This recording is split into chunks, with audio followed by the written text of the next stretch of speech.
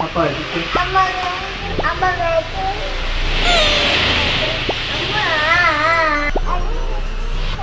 아빠는 싫어. 엄마가 해줘. 엄마만 찾는 우리 아이. 어떻게 하면 좋을까요?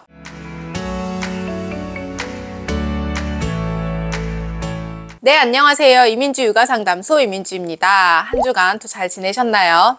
지금 강의 영상을 보러 오신 분들은 아마 제목부터 이거 우리 아이 이야기인데 라는 생각을 하고 들어오셨을 거예요. 아빠도 똑같이 아이를 사랑하고 아이와 함께 시간을 보내고 또 몸으로 더 열심히 놀아주기도 하는데, 그럼에도 불구하고 잠잘 때, 목욕할 때, 밥 먹을 때 엄마만 찾는 아이들이 있죠. 잠시 교대하고 쉬고 싶어도 무조건 뭘 하든 엄마가 해야 하고 아빠가 좀 놀아주려고 다가가면 울거나 싫다고 말하는 이유와 대처 방법 공유해 보도록 하겠습니다. 자, 우리 아이 왜 아빠를 거부하고 엄마만 찾을까요? 의문이 든다면 체크해 보세요. 첫 번째는 아이의 발달 시기를 고려해 보세요. 생후 8개월 전부터 18개월이 되면 특정 양육자, 즉 주양육자에 대한 애착 행동을 보이게 됩니다. 주양육자가 눈에 보이지 않으면 분리불안을 느끼기도 하죠. 이 시기에 아이가 엄마만 찾는 건 발달상 지극히 자연스러운 애착 발달 특징이고, 애착 형성이 안정적으로 잘 되고 있다는 증거이기도 합니다. 이후 개인차가 있지만 2돌 정도 되면 아이는 특정 양육자 이외에 다른 친숙한 사람들에게도 관심을 보이기 시작합니다. 그렇다고 해서 이제 엄마와 분리도 자신 있어요까지의 단계는 아니에요. 36개월까지는 아이마다 발달 속도도 또 기질도 불안감을 느끼는 정도도 다르기 때문에 서서히 독립심을 키워갈 수 있어야 해요. 두 번째는 아빠와 함께하는 시간을 충분히 가지고 있는지 체크해 보세요. 모든 집이 다 그런 건 아니지만 대체로 아빠는 회사에 출근을 하고 엄마는 눈 떠서부터 눈 감을 때까지, 또 밤중에 깨거나 수유를 할 때도 육아에 온전히 참여를 합니다. 그러다 보니 자연스럽게 엄마가 주양육자가 되는 경우가 대부분이죠. 하지만 그렇다고 이 시기는 당연히 엄마와 애착 관계를 형성하고 엄마와 보내는 시간이 중요하니 엄마가 해야 하는 거구나로 여기고, 아빠가 아이와의 애착 관계 형성을 놓아서는 안 됩니다. 저희 아기도 생후 6개월쯤 6시 목욕을 하고 7시면 이제 수면에 들어가는 시간이었어요. 그래서 퇴근하고 7시쯤 집에 도착하는 아빠와 정말 잠깐 얼굴을 마주하거나 못 보는 날이 대부분이었죠. 어느 날부터 아기가 낯가림이 시작되었고, 퇴근하고 온 아빠를 보면 자지러지게 울고 아빠에게도 낯가림의 모습을 보이더라고요. 그래서 수면 시간을 30분 정도 늦췄어요. 그리고 퇴근하고 온 아빠와 목욕도 같이 하고 마지막 수유도 아빠가 할 수 있도록 해주었답니다. 주말도 아이와 최대한 밀착해서 시간을 보내며 유대감을 형성할 수 있게 했어요. 그렇게 몇 주간 지나니 아이는 다시 아빠를 보면 방긋방긋 웃고, 아빠 또한 아이에게 더더욱 애착이 생기고 또 먹이고 씻기는데도 훨씬 능숙해질 수 있었답니다.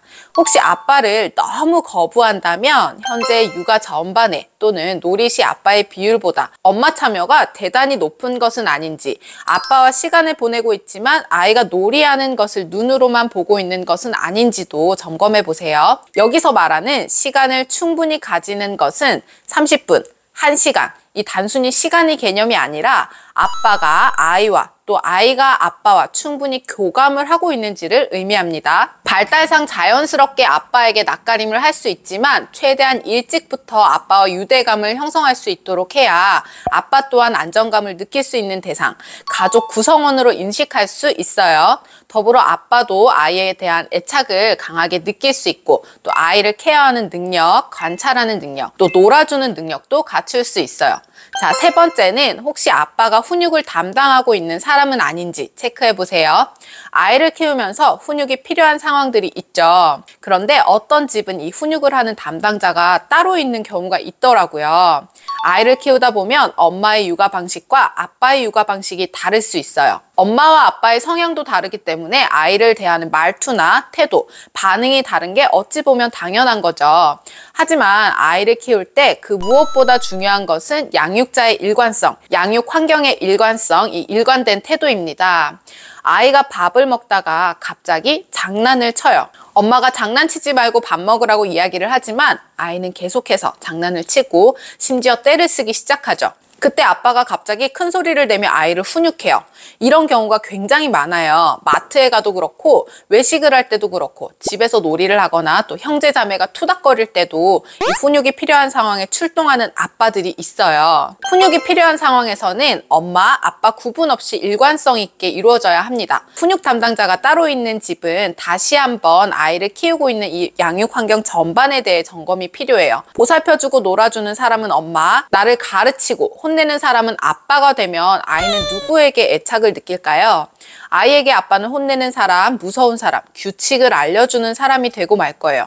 그리고 무서운 아빠가 출동하지 않는 순간에 엄마의 말은 먹히지 않을 겁니다. 이 훈육이 필요한 상황에서는 아이와 함께 있던 사람이 훈육을 해야 하고 마무리까지 지어줄 수 있어야 합니다.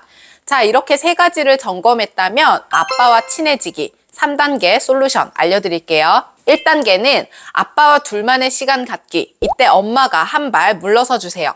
아빠가 아이와 유대감을 형성하기 위해서는 아이가 6개월이든 돌이든 또 4살이든 5살이든 초등학생이든 나이와 상관없이 질적이고 의미 있는 시간을 가지는 것이 중요합니다. 아빠와 둘만의 시간을 가질 수 있게 해주세요. 이 말을 들으면 엄마는 벌써 마음이 불안해요. 그럴 수 있어요. 저 또한 제가 다 해줘야 하는 성격이기 때문에 그 마음 너무너무 잘 압니다. 아빠와 아이가 둘만 있으면 잘 놀 수 있을까? 혹시 울거나 하면 잘 달래줄 수 있을까? 놀이하다 둘이 싸우는 건 아닐까? 이 모든 것이 불안하고 또 아빠가 육아하고 있는 것을 보면 다 서툴러 보이죠. 옷을 입힐 때도 이렇게 하면 아기도 편하고 입히는 사람도 편한데 어찌 그리 투박하고 서툰지 성에 차지 않을 수 있어요. 하지만 그렇게 엄마가 둘 사이에 자꾸자꾸 개입을 하다 보면 결국 눈치 빠른 아이들은 엄마가 해줘 하게 되고 아빠는 그럼 본인이 하든지 처음부터 잘하는 사람이 어디 있나 마음 상하고 또 주도적으로 뭔가를 하고자 하는 마음이 싹 달아날 수 있어요. 이런 순간이 반복되면 아빠가 설 자리가 없겠죠. 좀 서툴고 투박하고 또 미숙하고 답답하더라도 기다려주세요. 하다 보면 아빠도 늘어요. 그리고 생각보다 잘하고 심지어 엄마보다 더 잘하는 것도 있어요.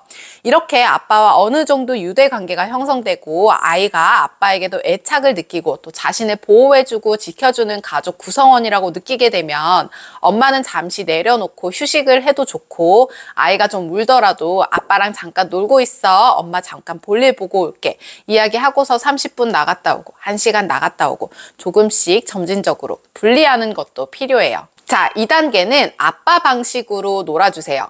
예전에 아빠 육아 참여가 아이에게 미치는 영향 주제로 다뤘던 적이 있는데 영국 뉴캐슬 대학 행동 및 진화 연구 센터에서의 연구 결과 어린 시절 아빠와 함께 책을 읽고 즐겁고 가치 있는 시간을 많이 보낸 아이들이 그렇지 않은 아이들에 비해 IQ가 높은 것은 물론이고 신분 상승 능력도 더 크다는 결과가 나왔어요. 아이와 놀이하는 것이 어렵다고 하시는 아빠들이 많은데 사실 이건 엄마도 마찬가지예요. 아빠라서 또는 엄마라서가 아니라 조금 냉정하게 말씀드리자면 사람의 성향, 경험이 더 많은 영향을 줍니다.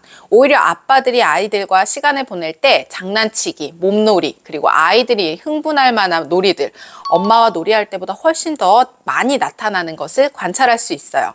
엄마들이 보기에 아이가 뭔가 좀 배울 수 있는 놀이를 했으면 좋겠고 의미 있는 시간을 보냈으면 좋겠다는 생각이 들지만 아이들을 정작 보고 있으면 이 흥분에서 터져나오는 웃음으로 즐거움을 표현하고 있어요.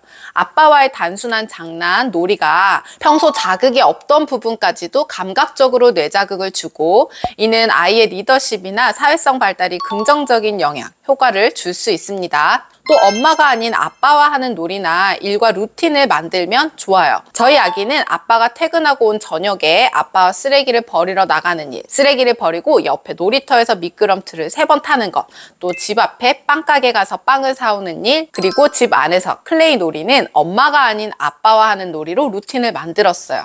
그 시간이 길거나 대단하고 특별한 일을 하는 것은 아니지만 오로지 아빠와 둘만의 시간을 보내는 것으로 이 두 돌 아이 스스로 인식하고 지금까지 이어져 오고 있답니다. 아이는 매일 기대합니다. 아빠가 퇴근하고 오는 시간을, 그리고 아빠가 오면 쓰레기 버리고 미끄럼틀 타고 빵 사서 집에 와서 클레이를 합니다. 자, 3단계는 양보다 질적인 시간을 보내세요. 사실 일하는 엄마 아빠는 하루 중 아이와 보내는 시간이 많이 부족해요. 또 어쩔 때는 피치 못하게 야근을 하고 아이 자는 얼굴만 보는 날도 있죠. 그래서 죄책감을 느끼는 경우도 많더라고요. 물론 많은 시간을 보낼 수 있으면 너무너무 좋겠지만 그렇다고 회사를 그만두고 일을 그만두고 아이와 있을 수는 없는 상황이기에 주어진 상황에서 또 최선을 다하는 것이 가장 바람직하죠. 대단히 시간을 많이 투자해서 놀아주는 것이 아니라 짧은 시간이라도 의미 있는 시간을 보내는 것이 아이 마음을 훨씬 더 안정되게 만들어주고 충족시켜 줄 수 있어요. 함께 먹는 저녁 식사 시간의 대화, 또 아이를 씻기면서 나누는 대화나 스킨십, 자기 전에 아이의 온몸에 부드럽게 로션을 발라주고 눈 맞추고 웃음을 나누고 그림책을 보여주면서 아이의 하루, 아빠의 하루를 나눈다면 아이는 충분히 아빠의 관심과 사랑을 느낄 수 있답니다. 이 시간 동안은 스마트폰 잠시 넣어두시고 아이에게 온전히 집중해 주세요. 그 순간 엄마는 입이 간질간질해도 간섭하지 말아야 합니다. 자, 이렇게 아빠를 거부하고 엄마만 찾는 아이에 대한 이야기와 3단계 솔루션까지 알려드렸는데요. 오늘 영상도 도움되셨다면 구독과 좋아요, 알림 설정까지 잊지 마시고 저는 다음 시간에 또 만나요. 안녕!